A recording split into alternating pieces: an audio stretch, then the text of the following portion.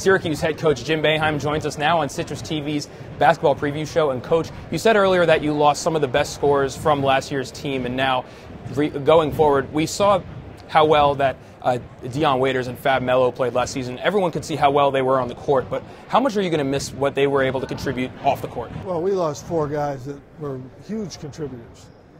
3 leading scorers, our point guard, and the best defensive player in the Big East. So when you lose that kind of talent, normally you would think, well, there's going to be a lot of work to do. The good news for us is we had 6 other guys that played a lot and had big roles. And we have a couple freshmen and as well as Trevor Cooney, who sat out last year, who we think are very good players and able to come in and really help us.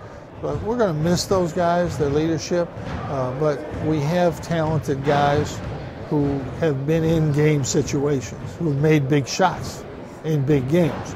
So I think that should help us. When we take a look back from last summer as well as 4 summers ago, you helped the Team USA basketball team get gold medals in the Olympics. What kind of lessons did you take from coaching NBA players compared to college kids? Well, I think you learn some things as a coach from not only the players but from the coaching staff. And we've incorporated some of those things here already in the last 3 years, and I'm sure there's a couple new things. But in working with great players, I think that always helps you. I think you get some insight into the game. But certainly the coaching staff, the style of play, some of the teams we played against, some of the things that they did, you're always evolving. You're always learning something about this game, whether you're a player or an old coach. You're going to learn something about the game that hopefully can help us this year. When people have asked you about the Olympics, you said that a big thing about it is that if you're not getting better, you're getting worse. And when you're practicing coaching over the Olympics, you're certainly not getting worse because, after all, you're out there, you're coaching with Coach K. I mean, what kind of lessons did he teach you? He's a great coach. Mike D'Antoni's a tremendous offensive coach. Nate McMillan's a tremendous defensive coach. So you're learning something every day in their approach. You learn from the players how they do certain things, how they see certain things.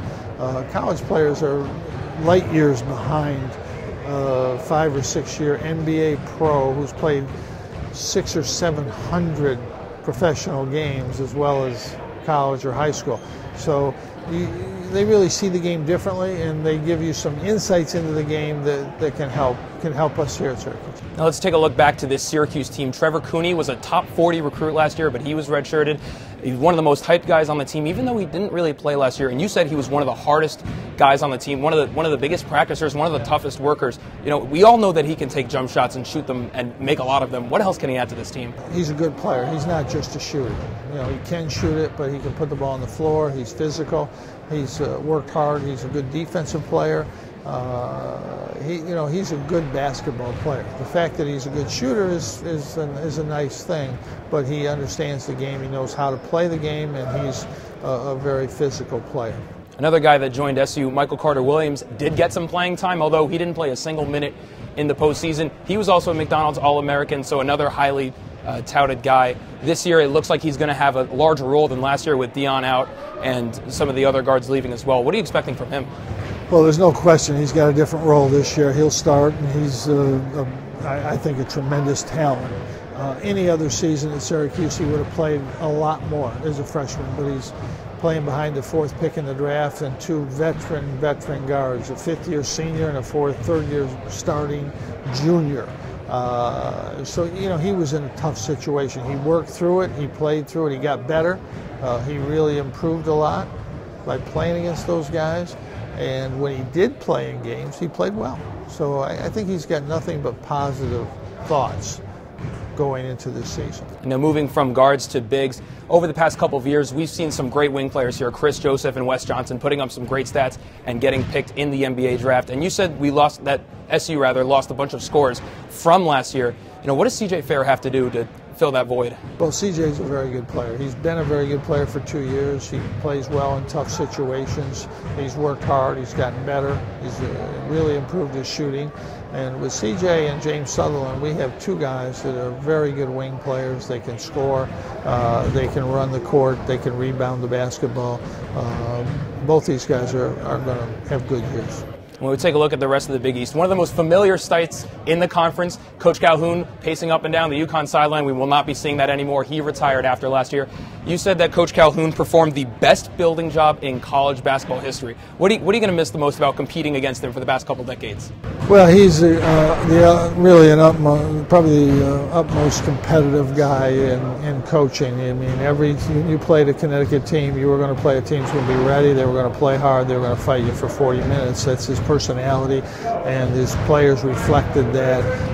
He's really did an unbelievable building job bringing Connecticut to the level that he brought them. Unparalleled in college basketball history, without question. Over the past couple decades, Coach Calhoun really took UConn out of the Yankee Conference and brought them to the Big East Conference, where they became national title contenders almost every year. There's no question.